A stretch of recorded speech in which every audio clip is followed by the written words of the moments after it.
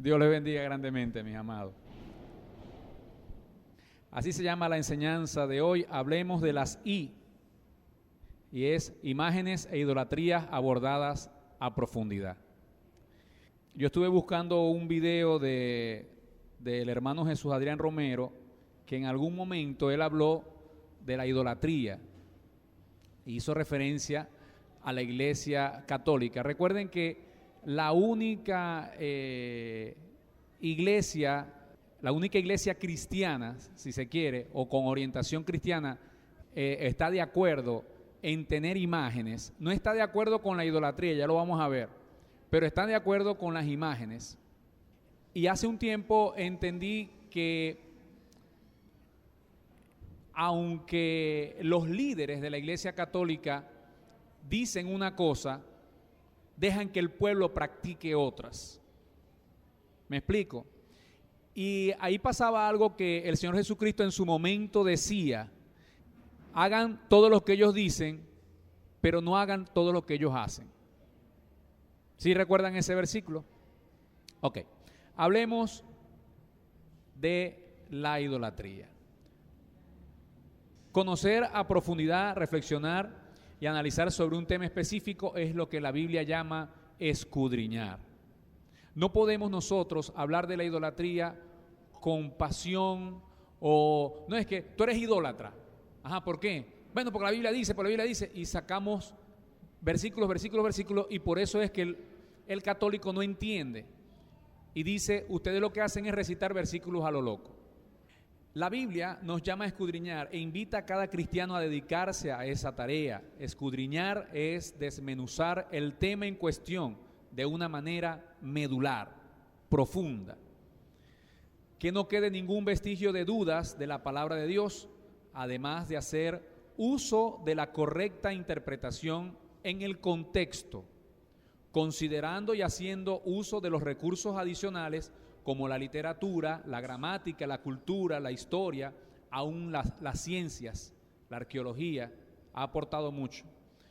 Toda herramienta que ayude a cumplir el objetivo primario, que es traer a la luz de la verdad y que disipen toda duda y mentira, que rompa todo esquema de uso de tradiciones y costumbres, en particular este controversial tema de la idolatría. Vamos a partir del primer versículo,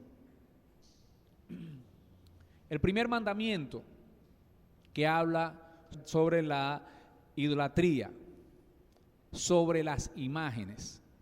Ahora, fíjense esto que es bastante curioso. El mandamiento dice así, vamos a un poquito aquí a escudriñar este mismo versículo. Dice, Dios habló y dijo todas estas palabras. Yo soy el Señor tu Dios, yo te saqué de la tierra de Egipto, donde vivías como esclavo. Fíjense que primero Dios está estableciendo en la posición en la que nosotros estábamos y de la cual Él, por su amor, nos saca de esa posición. Tú eras un esclavo, yo fui el que te saqué de la esclavitud. Tú te debes a mí, solamente a mí, porque no te sacó más nadie. Te saqué fui yo. Yo abrí el mar, yo te defendí, yo era tu Shekinah en el día, yo era tu columna de fuego en la noche, era yo. Entonces Dios establece que yo te saqué de un lugar horrible, de un lugar de esclavitud, para traerte a un lugar mejor. Él establece de que Él es Dios. Ahora pone la norma, pone el mandamiento, pone la regla, dice: en cuanto entendiste esto, de que fui yo, de que soy tu Dios, entonces no tendrás dioses ajenos delante de mí. ¿Ok? Si ya entendiste que Dios te sacó de la esclavitud, Dios te sacó del pecado, Dios te sacó del faraón y te trajo a la luz de su verdad, entonces ahora no puedes tener otros dioses delante de mí que no sea yo. Amén. ¿Me están siguiendo? No se distraiga. Ok, este es el primer mandamiento que Él dice: no tendrás dioses ajenos delante de mí. Ahora Vamos enlazando, amén. Sí me está entendiendo, ¿verdad? Él está primero estableciendo una verdad. Yo soy el Señor tu Dios, yo te saqué de la tierra de Egipto, donde vivías como esclavo. Esto no es un mandamiento, eso es una verdad que Él está estableciendo. El mandamiento es el que sigue. No tendrás dioses ajenos delante de mí. Ahora dice, no te harás imagen ni semejanza alguna de lo que está arriba en el cielo, ni abajo en la tierra, ni en las aguas debajo de la tierra. Aquí no está hablando de idolatría. Usted está entendiendo el mandamiento acá.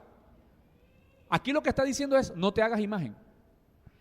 Dios no está diciendo, no seas idólatra. No, te está diciendo, no hagas la imagen. No te inclinarás ante ellas, ni las honrarás, porque yo soy el Señor, tu Dios, fuerte y celoso. Establece otra vez, yo soy el Señor, tu Dios. Esa verdad que Él dijo, la vuelve a repetir y agrega que Él es celoso, que se escucha como un sentimiento muy feo, pero aquí en el contexto tú entendiste de que eras de Él. Entonces, por mucha confianza que mi esposa me tenga, ella no va a aceptar que mis amigas me abracen y me besen como lo hace ella. Dios lo que está estableciendo acá es que tú no puedes tener, así como me amas y me adoras a mí, así como me veneras, me respetas, me honras, eso es exclusivo para mí. No puedo aceptar que lo hagas con nadie más. ¿Sí vamos bien? Ok, vamos a estudiar estas dos palabras, etimología y contexto. La etimología es el origen o procedencia de las palabras que explica su significado y su forma. También disciplina filológica que estudia el origen de las palabras y la evolución de su forma y significado. Este es el concepto de etimología. Vamos a usar este recurso literario que es la etimología para saber qué es lo que Dios quiere decir. Porque si nosotros no entendemos qué significa cada palabra en su origen, qué significado tiene, entonces no vamos a entender lo que Dios quiere decir. Es como si estuviéramos abriendo la Biblia King James, que es en inglés. Usted la va a leer, pero no va a entender ni papa porque está en otro idioma. Y tal cual así en español, si nosotros leemos palabras y no sabemos exactamente su significado, entonces no vamos a entender en qué se está refiriendo el Señor.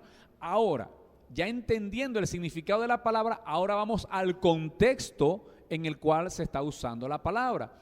Porque el contexto es el término más ampliamente utilizado en nuestra lengua y nos permite referir a todo aquello que rodea, tanto física como simbólicamente, un evento o acontecimiento, en tanto es ello lo que nos permite interpretar y comprender un hecho dado, ya sea su contexto simbólico o material.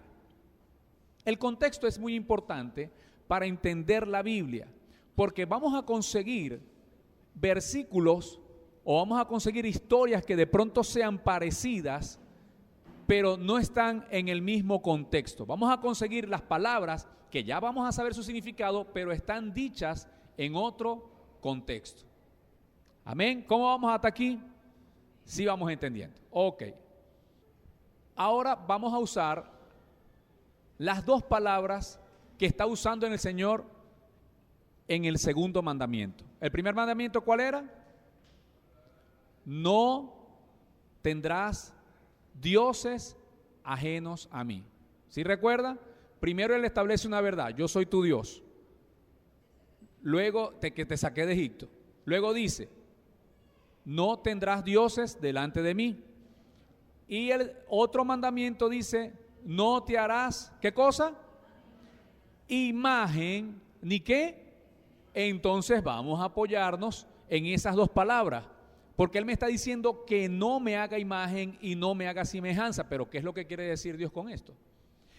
¿Qué es una imagen? Una imagen del latín imago es una representación visual que manifiesta la apariencia visual de un objeto real o imaginario. Si yo dibujo un caballo, ese caballo es real, ese caballo existe. Yo solo lo que estoy haciendo es una representación visual del caballo.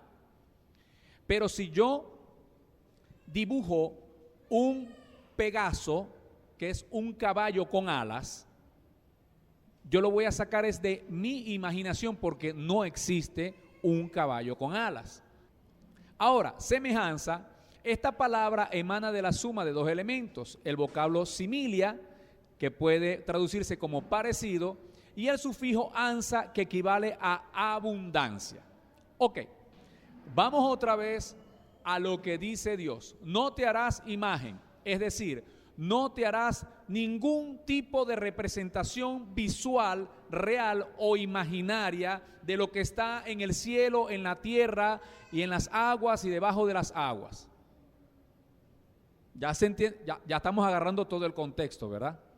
Pero también dice que no te harás semejanza, algo que sea parecido abundantemente a algo que esté en los cielos, en la tierra, debajo del agua. O sea, ni imagen ni semejanza. Ahora, una representación visual es que una pintura, pero también que pudiera ser una representación visual, una escultura, un grabado, una estatua, algo tallado en madera, cualquier cosa que yo pueda ver es una representación visual. Ahora vamos a poner dos versículos en contexto. Fíjense de qué forma nos crea Dios. Dios dice en Génesis 1:6, hagamos al hombre ¿a qué? A nuestra imagen, conforme a nuestra semejanza. Qué curioso, ¿verdad? El Señor está usando las mismas dos palabras con las que nos creó para prohibirnos algo. ¿A usted le parece curioso eso? Nos hace a su imagen y semejanza, pero después nos dice que no nos hagamos ni imagen ni semejanza de nada. Él usa las mismas exactas dos palabras. Cuando Dios dice aquí que somos a su imagen y a su semejanza, entonces dice que nosotros somos una representación visual de algo que Él diseñó, que es real o imaginario. Él se imaginó, chico, voy a ponerle una nariz, dos ojos y dos orejas. A mí se me ocurre hacer un muñequito así. Y nos hizo a cada uno así muñequitos bellos como somos. Y muñequitas. Amén. Porque si usted se pone a ver, ¿de qué sacó Dios esa referencia de hacernos con dos orejitas así como las mías, con una naricita así como la mía? Es decir, ¿de dónde saca Dios esa referencia si las cosas que están en el cielo, cuando leemos Apocalipsis, vemos un poco de figuras extrañas con 7 ojos, 8 alas, 3 brazos? ¿Sí lo ha leído? Entonces, ¿de dónde saca Dios realmente nuestra imagen? A Dios se le ocurrió, le plació. Y la semejanza es que tenemos la abundancia del parecido con Él en sus cualidades, en sus capacidades. Tenemos la capacidad de amar. ¿Qué más capacidades tenemos? De perdonar. ¿Tenemos capacidad de crear o no tenemos capacidad de crear? Tenemos capacidad de crear. Pero viene y dice, repite Dios, no te harás imagen ni semejanza alguna de lo que está arriba en el cielo ni abajo en la tierra. Dios utiliza las mismas dos palabras. Yo empiezo a cuestionarme un poco, empiezo a hacer preguntas. Las preguntas son muy válidas. Usted cuando lea, pregunte, cuestione, porque eso es importante, eso le va a llevar a usted a buscar más y buscar más. ¿Qué quiere decir Dios en este segundo mandamiento? No te harás imagen. ¿Tiene alguna interpretación o es literal? ¿Qué interpretación le podemos conseguir a ese no te harás imagen? Yo no le consigo más interpretación sino el decir que no lo haga. Es una prohibición absoluta. Eso a mí me parece como dice, no matarás. No, vamos a buscar el contexto. Hermano, ahí no hay ningún contexto ni nada simbólico. Ahí dice, no matarás, no robarás. ¿Ok? Es una prohibición. ¿Cuándo algo es literal y cuándo algo es simbólico en la Biblia? La misma Biblia nos da la respuesta cuando nosotros ponemos en contexto los versículos. El primer versículo que vimos de Génesis, que Dios hizo al hombre a su imagen y semejanza, si lo podemos tomar literal, pero también lo podemos tomar como simbólico. Ahora, aquí lo estamos viendo todo literal. ¿Está sujeto Dios a su ley o la ley es para nosotros? Cuando Él dice, no te hagas imagen, ¿Dios está sujeto a esa ley? Pregunto. ¿Dios está sujeto a la ley o la ley es para nosotros? La ley es para nosotros. Él está por encima de la ley. La ley fue para nosotros, para que nosotros entendiéramos, y lo dice en el Nuevo Testamento, nosotros entendiéramos qué es el pecado y supiéramos qué es el pecado. Y ya le voy a decir, porque de pronto usted dice, ¿cómo va a ser que Dios se contradiga en contra de su propia ley y de sus propias normas? Si nosotros no entendemos que Dios está por encima de la ley, entonces no vamos a entender la soberanía de Dios. Cuando Dios dice, yo puedo hacer lo que yo quiera hacer. Y eso fue un mensaje que él le dio a Jeremías. A Jeremías le dijo, ve para el alfarero y ve lo que va a hacer con los jarrones. El alfarero agarraba la arcilla, empezaba, lo ponía en la máquina, le daba la forma. No, este no es él. Aplastaba la arcilla y volvía a agarrar, darle forma. Y le dice Dios, así hago yo. Yo tomo la arcilla y hago la forma del... Y si el jarro no queda como yo quiero que quede, lo destruyo y lo vuelvo a hacer. Este video que le voy a poner acá, y espero que se escuche. Voy a hacer. Aquí yo decidí traer al stage una imagencita que a mí me gusta mucho. Es la imagen de nuestro Señor de la Divina Misericordia. Es una imagen hermosa, a mí me gusta mucho. Me recuerda ese gesto de la misericordia de Dios a través del cual Él nos da el bautismo y nos da también la Eucaristía. Por eso emana de su corazón un rayo de luz más claro que simboliza el agua y un rayo rojo que simboliza su sangre, la sangre que recibimos en la Santa Eucaristía. Esta imagen a mí me gusta, siempre me acompaña. Y yo cuando veo la imagen me acuerdo de mi Señor. Y en ocasiones, ¿saben lo que hago? En ocasiones hago lo siguiente. Y le digo, te amo, Señor. Soy tuyo, Señor. Te amo con todo mi corazón. Confío totalmente en ti. Guíame, Señor, que no falle, que haga siempre el bien, que haga siempre tu voluntad. Ayúdame a amar y ayúdame a perdonar. Amén. Esto es lo que hago yo. Ahora bien, cualquiera que no entiende, ¿qué diría? Fernando le está hablando a la imagen. Fernando está besando a la imagen, porque no entienden. No entienden. La imagen me recuerda a mi Señor. Y yo le hablo a mi Señor. Yo te aseguro a ti que cuando yo rezo mirando esta imagen, yo le rezo a mi Señor. Yo le pido a Él. Cuando yo beso esta imagen, yo quiero besar a mi Señor. Por favor, tú no te acuerdas cuando tenías la foto de tu novia o la foto de tu esposa ahora, cómo tú la sacabas y cómo tú le dabas besitos y le decías cosas lindas a esa foto de esa muchacha que te gustaba tanto. Ahora bien, ¿qué tú querías? ¿Besar la foto? No, tú querías besarla a ella. Tú la querías ver a ella. Tú la amabas a ella, no a la foto. La foto es el medio a través del cual tú te recuerdas de esa persona y esa foto, esa imagen, mediante ese recuerdo, ese símbolo, tu amor se despierta. Entonces, por supuesto, esto es una imagen. Este no es el Señor, pero mediante esta imagen yo soy asistido para acordarme siempre de mi Señor, porque la mente es finita y la memoria falla. Es una de las razones por la que a mí me gusta usar mi anillo de matrimonio. Siempre lo utilizo. Bueno, no solamente porque debo, sino también porque yo necesito recordarme constantemente de que yo no soy mi propio dueño, de que este cuerpo no es mío, de que yo le pertenezco a mi mujer. Entonces esto se convierte para mí, y Dios quiera que para ti también, en símbolo, en representación de un compromiso que tú tienes con la persona que el Señor ha puesto en tu camino para que tú compartas. Ok. Usted le entendió la lógica que está usando el hombre ahí, ¿verdad? Yo ruego al Señor que no se le pierda nunca el anillo, porque ahí sí, pobrecita esa señora. Él tiene el anillo para recordarle. Él tiene el Cristo de la misericordia para recordarle. Porque la mente es finita y a mí se me puede olvidar. Por eso yo puse esta salvedad acá, lo que Jesús le dijo a Tomás. Tomás, has creído porque me has visto. Bienaventurados los que creen sin haberme visto. Es decir, aquí Fernando Casanova, este señor supuestamente era un pastor cristiano que se volvió católico. Es un ícono. Eso sale el video lo extraje de YouTube, pero eso fue un programa de la televisora católica.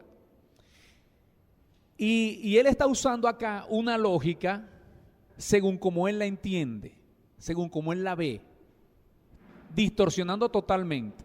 Entonces lo que está es anulando la fe, definitivamente. Dice, según su lógica no hay problema, pues él no estaría practicando idolatría. Sin embargo, estaría anulando la fe al necesitar un símbolo para recordar a Jesús y para comunicarse con él. Estaría anulando la palabra que dice, y yo estaré con ustedes todos los días hasta el fin del mundo. Mateo 28:20. Yo en lo personal, esto lo escribí, yo no vi a Jesús, no lo puedo recordar por su imagen, sino por sus palabras y por sus actos. El que haya inventado la imagen, esa imagen de Jesús de la Misericordia, la sacó de su propia imaginación. ¿Ok? ¿Y qué dijimos que estaba qué? Prohibido. No te harás imagen, que la imagen es la representación visual de algo real o imaginario. El que hizo el Jesús de la Misericordia, el que diseñó con el rayo que significa el agua, el rayo azul, y el rayo rojo que significa la sangre, lo sacó de su imaginación, y de esa imaginación agarró y sacó una representación visual. Pero supongamos que ese que hizo la imagen de Jesús lo vio realmente y se acuerdan las facciones, pero la prohibición dice que no te harás imagen. Es decir, representación visual real o imaginaria. Ahora fíjese lo que dice Deuteronomio 27:15. Maldito el hombre que haga ídolo o imagen de fundición, abominación al Señor, obra de las manos del artífice, del creador, del que hace el ídolo, y la erige en secreto, y todo el pueblo responderá y dirá amén. Esto es una palabra muy dura. Y esta palabra va dirigida a los que hacen las imágenes. Es contundente lo que dice acá el Señor. ¿Es lógica o teología? El mandamiento es claro, no te harás imagen. Esto significa, no las comprarás, no las tendrás encima, no las tendrás en tu casa. Ese mandamiento no está hablando de idolatría todavía. No está hablando de idolatría, está hablando de la imagen. Está hablando de las imágenes como forma de conexión para con Dios y donde posteriormente van a caer en idolatría. El cuarto punto, las imágenes que Dios creó, porque Dios creó imágenes, fueron de su autoría. Sanciona duramente a los creadores de imágenes en cualquiera de sus formas, pintura, escultura, grabado, dibujo. Dice Salmo 115, los ídolos que de ellos son plata y oro, obra de manos de hombre. Tienen boca y no hablan, tienen ojos y no ven, tienen oídos y no oyen. Él le está hablando al Jesús de la misericordia. ¿Qué está haciendo? Estoy entendiendo por esto, si yo no necesito la imagen, porque yo tengo acceso directamente al Padre, yo tengo acceso directamente a Jesucristo. Jesucristo está a mi lado. Yo no tengo ni que mirar para el cielo, lo hago. Yo no tengo que mirar para el cielo porque Él dijo que iba a estar si entiendo el primer versículo, que estará conmigo todos los días, en el momento en que yo hable, en el carro, en la casa, en el baño, donde sea que esté, el Señor me va a escuchar. Ok, veamos, ¿Dios es contradictorio o es soberano? Le dije que Dios hizo imágenes. Alguien me dijo a mí, no, Dios no hizo imágenes porque Él lo que hizo fue dar la orden. Cuando usted ve una autopista que dice Francisco Arias Cárdenas hizo esta autopista, la alcaldesa de Maracaibo, ahí no sale quién fue el que hizo la autopista, ahí sale la autoridad que mandó a hacer la autopista. Y si usted lee en Génesis, se da cuenta que Dios hizo todo a través de la palabra. Y dijo Dios, hágase la luz. Y dijo Dios, hágase la tierra, hágase la... Y dijo Dios, en la única acción, si se quiere, que Dios entra es cuando nos crea a nosotros. Y dijo Dios, hagamos al hombre a nuestra imagen conforme a nuestra semejanza. Fíjese lo que le dice Dios a Moisés. Harás igualmente 2 querubines de oro, los harás de oro labrado a martillo en los 2 extremos del propiciatorio, y los querubines tendrán extendidas las alas hacia arriba, cubriendo el propiciatorio con sus alas. Eso está en Éxodo 25. Podemos leer una concordancia. ¿Qué representa esa arca hoy día? Y eso lo encontramos en Hebreos, aunque lo vamos a repetir, 9:15. ¿Qué representaba el arca en aquel momento? El arca era una alianza, era un pacto. ¿Ok? Pero ahora dice en Hebreos 9:15, por eso Cristo es mediador de un nuevo pacto. Cuando Cristo se hace un mediador de un nuevo pacto, ¿qué pasa con el viejo? Se anula, ya no tiene efecto. Es decir, esta arca, de hecho, el arca no está en ninguna parte. No aparece el arca. El arca no está, porque ahora el arca es el mismo Cristo. Para que los llamados reciban la promesa de la herencia eterna, pues con su muerte libera a los hombres de los pecados cometidos bajo el primer pacto. Pero también Dios viene y hace la serpiente de bronce. ¿Alguien ha leído esta historia? Moisés hizo una serpiente de bronce y la puso sobre el asta, y sucedía que cuando una serpiente mordía a alguno y éste miraba a la serpiente de bronce, vivía. Eso está en Números 21:9. Usted se recuerda el logo de medicina, es un asta y una serpiente. De ahí es donde sale, el escudo de medicina de los doctores, ¿sí? De ahí sale. Ahora vamos a leer en Juan 3:14 para que veamos la vigencia de esa serpiente de bronce, que tampoco nadie sabe dónde está. Y así como Moisés levantó la serpiente en el desierto, así también es necesario que el Hijo del Hombre sea levantado. ¿Por qué? Porque cuando el Hijo del Hombre sea levantado, todo el que mirare a la cruz, todo el que mirare a Jesucristo será salvo. Aquí el escritor de Hebreos hace referencia a algo que se hizo en la antigüedad y que en Jesucristo se cumple. ¿Ok? Jesucristo es el cumplimiento profético del arca y de la serpiente. A partir de Cristo yo no puedo apoyar el adorar alguna imagen o el tener alguna imagen o justificar mi creencia en imágenes o tenerlas en mi casa bajo esta palabra, porque estas palabras que están acá, y ya esto es histórico, el cumplimiento profético de ahora es el mediador del nuevo pacto que es Jesucristo. Vamos a preguntar, ¿por qué Dios da el mandamiento y luego ordena hacer imágenes? No entiendo. ¿Qué pasa ahí? Dios primero dice, no te harás imagen, y luego le dice a Moisés, móntale 2 querubines al propiciatorio. ¿No le parece curioso eso? Después dice, haz la serpiente de bronce. ¿De dónde sacó Moisés esas imágenes de los querubines? Si ha leído la historia, esa información él se la trae de arriba. Es decir, esos querubines los trajo Moisés, los vio Moisés. Y Dios le dio la autorización a Moisés para poner los querubines sobre el arca.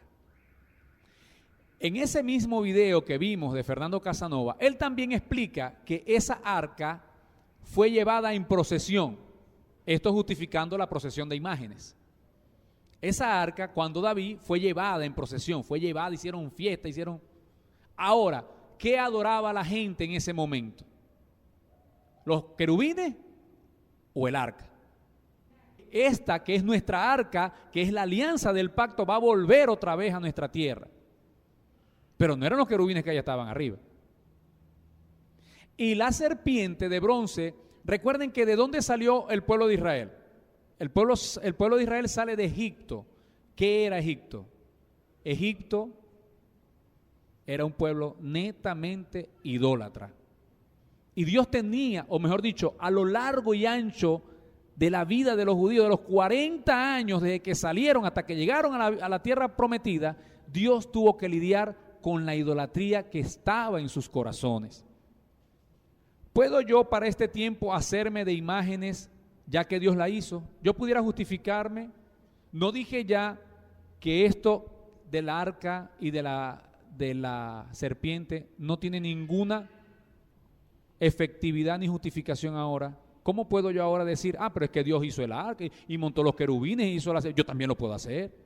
¿Será que no estoy entendiendo la soberanía de Dios?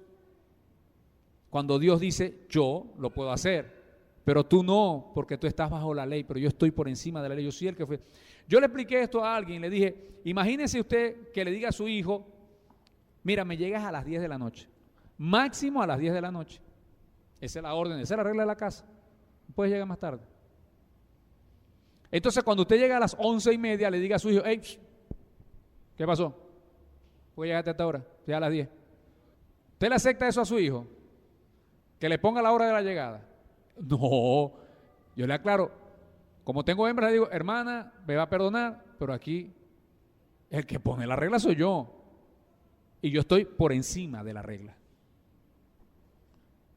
Ahora, ya lo aclaramos, ¿son válidas el arca y la serpiente para este tiempo? ¿Justifican? ¿Sirven de algo?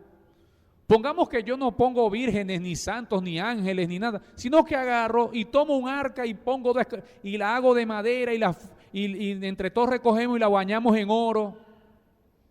Les aseguro que aquí vamos a tener que blindar todo, porque de aquí se rompe un hueco, se la lleva. ¿Tiene algún efecto esa? Vamos a poner, ¿no? O sea, yo estoy poniendo un ejemplo, no agarramos estatuas de vírgenes, ni santos, no nada. Agarramos, hacemos un arca, tal cual como Dios la dijo que le hiciéramos, ponemos los postes, agarramos unos sacerdotes levitas, nos los traemos allá de Israel que la carguen ellos. ¿Tiene algún propósito eso? ¿Tiene algún efecto? Dios ordena hacer el arca del pacto para que su presencia habite ahí. Esa fue la razón, el propósito por el cual Dios hace el arca. Como forma de comunicación con su pueblo, y el diseño dado a Moisés fue emulando su reino. Por eso le dice Dios, ten sumo cuidado de hacerlo como te mostré. Eso está al final de cuando Él da toda la directriz del arca, de cómo la va a hacer, mira, la vas a hacer con esta madera, la vas a hacer con esto, la vas a hacer con esto, tal. Ten cuidado de hacerla tal cual como yo te mostré. Yo lo ordeno y yo te mostré el diseño y de esa forma lo tienes que hacer. Dios no es contradictorio, lo que es soberano y solo Él puede ordenar algo distinto bajo su dirección, diseño y propósito. Nadie más. Pretender justificar el hacerme de imágenes porque Dios las hizo es ignorar el propósito de Dios, el contexto en el cual fue planteado. En suma, sería usar mi lógica y no lo que la palabra de Dios está claramente mostrando. Tal cual, como vimos en el video, Fernando Casanova usa una muy bonita lógica. Yo no estoy besando la imagen. Lo que él no se está dando cuenta es que no le sirve de nada besar la imagen. Y yo le aseguro que cuando yo vea al Señor, me le voy a guindar del cuello. Antes de preguntarme si puedo hacer algo, ya que Dios lo hizo, debo preguntarme por qué y para qué lo hizo Dios. ¿Cuál fue el propósito? ¿Lo demanda o necesita Dios? ¿Necesita que yo lo haga? Pretender justificar hacer cosas que se hicieron en la antigüedad es no entender la palabra de Dios. Si hoy día he aceptado a Jesucristo como mi Salvador y considero que la Biblia es la palabra de Dios Padre, no puedo bajo ningún argumento usar el arca y la serpiente, entre otras cosas que hay ahí también, que pueden leer en Primera de Reyes, creo que está una historia de unos querubines de 5 metros. No puedo usar el arca y la serpiente como referencia para hacer uso de imágenes, que de paso hoy día no se usan ninguna de las dos, ya que la palabra de Dios me enseña que el arca y la serpiente fue una representación profética de Jesucristo. Ahora ya hablamos de las imágenes, tocamos la idolatría, pero ¿qué abarca? ¿Qué alcance tiene esa idolatría? ¿Hasta dónde llega? Yo después que irrespeto el primer mandamiento y me hago de la imagen, uso mi lógica, mi razonamiento para justificar el uso de imagen, ¿qué voy a hacer con ella? ¿Cuál es el próximo paso? Ya Dios lo sabía. Dios estaba claro en su omnisciencia qué iba a pasar. Idolatría es un concepto abrámico para la adoración indebida que se le da a los ídolos. En todas las religiones abrámicas la idolatría está severamente prohibida, aunque las interpretaciones de lo que constituye idolatría varían entre ellas. En otras religiones el uso de imágenes de culto es aceptado. Fíjense lo que dice el Catecismo de la Iglesia Católica. Esto lo dice el Catecismo de la Iglesia Católica. La idolatría no solo se refiere a la adoración falsa del paganismo. El hombre comete idolatría cada vez que venera y reverencia a una criatura en lugar de Dios, ya sea dioses, demonios, poder, placer, raza, ancestros, estado, dinero. Es decir, aquí está hablando de la idolatría de imágenes, pero también está hablando de la idolatría que puede ocasionarme a mí mismo, mi dinero, mi posición, mi poder. Eso puede ser idolatría. Mi belleza. La Iglesia Católica condena la idolatría. Lo que pasa es que no están entendiendo que no debí de hacer la imagen desde un primer momento, porque la imagen me va a llevar a la idolatría. Segunda parte del mandamiento: no te inclinarás a ellas ni las honrarás, porque yo soy Jehová tu Dios fuerte y celoso. ¿Por qué Dios dice esto? Esto Él lo complementa. Esta segunda parte del mandamiento complementa lo dicho anteriormente: no te harás imagen ni semejanza alguna. Dios Padre sabe que si hacemos la imagen, lo próximo será sucumbir a la idolatría. Por eso complementa el mandamiento. No te harás imagen, porque si te haces imagen, vas a inclinarte a ellas. No te harás imagen y no te inclinarás ante ellas. Primero te dice que no la hagas, y después te dice que no te inclines, que no las adores, que no te postres. Después que esté la imagen, esto es lo que va a pasar. Estas son las fiestas de San Benito que se celebran el 17 de diciembre. En la costa oriental, ese es el día que más se bebe aguardiente, desde los puertos hasta Cabima. Ahora viene, dice Habacuc, ¿de qué sirve la escultura que esculpió el que la hizo? La estatua de fundición que enseña mentira, para que haciendo imágenes mudas confíen el hacedor en su obra. Es decir, yo hago la imagen para después depositar mi fe y mi confianza en esa imagen. ¿De qué me sirve? Vamos a otra. La fiesta de la Divina Pastora. Esta es una de las procesiones más multitudinarias de América. No sé si usted lo sabía o no. Eso va millones de personas.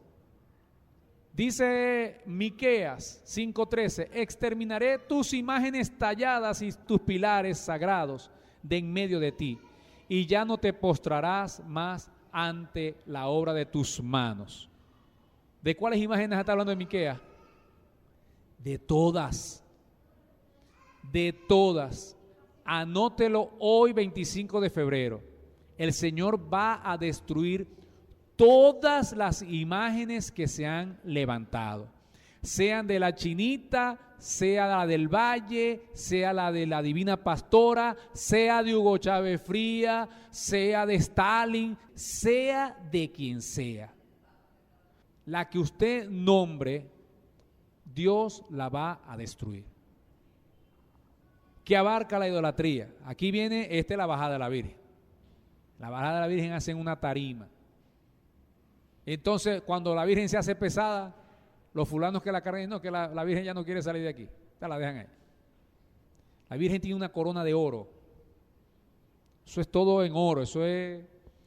Los que derrochan el oro de la bolsa y pesan la plata en la balanza, pagan a un orfebre para que haga un dios de ellos. Se postran y lo adoran, lo levantan en hombros y lo llevan, lo colocan en su lugar y ahí está.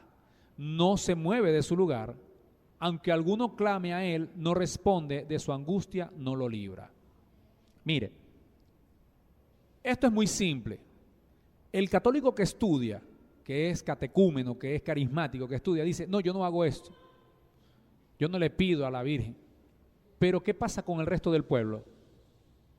¿Por qué el sacerdote acepta esto si él sabe, conoce esta verdad?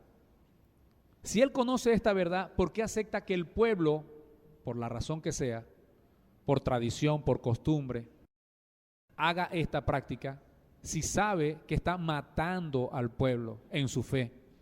Porque si ya yo veo que fue lo que pasó con Tomás y fue el regaño que le hizo el Señor Jesucristo, qué chévere, ¿no? Como me viste, ahora sí creí. Otro tipo de idolatría, ya vimos esta, imágenes, esculturas. Por tanto, considerad los miembros de vuestro cuerpo terrenal como muertos a la fornicación, la impureza, las pasiones, los malos deseos y la avaricia, que es ¿qué? Idolatría. ¿Qué dice aquí que es? Es la fornicación, las impurezas, las pasiones, los malos deseos, la avaricia. La avaricia, todo para mí. Yo trabajo. Yo de mi trabajo puedo hacer idolatría, yo de mi esposa puedo hacer idolatría, yo de mi carro puedo hacer idolatría, yo de mi casa hago idolatría. No que nos cuidemos, por supuesto. No es que no cuidemos las cosas que Dios nos ha dado. Este es idolatría. Pero esta idolatría es más que aquella o aquella es más que esta. Lo que estamos hablando es de otro tipo de idolatría. Ahora bien, esto está en Gálatas 5, 19, 21. Ahora bien, las obras de la carne son evidentes, las cuales son inmoralidad, impureza, sensualidad, idolatría, hechicería, enemistades, pleitos, celos, enojos, rivalidades, disensiones, sectarismos, envidias, borracheras, orgías y cosas semejantes, contra las cuales os advierto, como ya habéis dicho, que los que practican tales cosas no heredarán el reino de Dios. Este entonces es otro tipo de idolatría. Conclusión. No señalemos a otros como idólatras solo porque vemos que se manifiesta uno de los dos tipos de idolatría. Porque tanto uno como la otra es pecado detestable delante de Dios. Sabiendo y entendiendo y aceptando lo dicho por Dios Padre en su palabra, que es la Biblia, claro, en el contexto, entendido que en él todo tiene un diseño, un orden y un propósito, no debemos justificar el uso de imágenes y la idolatría de ninguna manera. Hacerlo es saber la verdad y no seguirla, no practicarla. Revisemos nuestras vidas en comunión con el Espíritu Santo de Dios para desechar todo tipo de idolatría. Amén. Ahora, también podemos conseguir cristianos con ese otro tipo de idolatría, que son avariciosos, que aman el dinero, que aman cualquier cosa y ponen cualquier cosa delante de Dios. Eso es lo que Dios decía: no tendrás dioses delante de mí, no te harás imagen y no te inclinarás ante ellas. Vamos a orar, vamos a darle gracias al Señor, y yo espero que no se quede solamente con esta información, sino que también siga indagando. ¿Sabe por qué? Porque va a encontrar en ocasiones que usted tiene que defender su fe, como lo dice Pablo. Hacer justa defensa de nuestra fe es a través de entender la palabra en el contexto. Amén.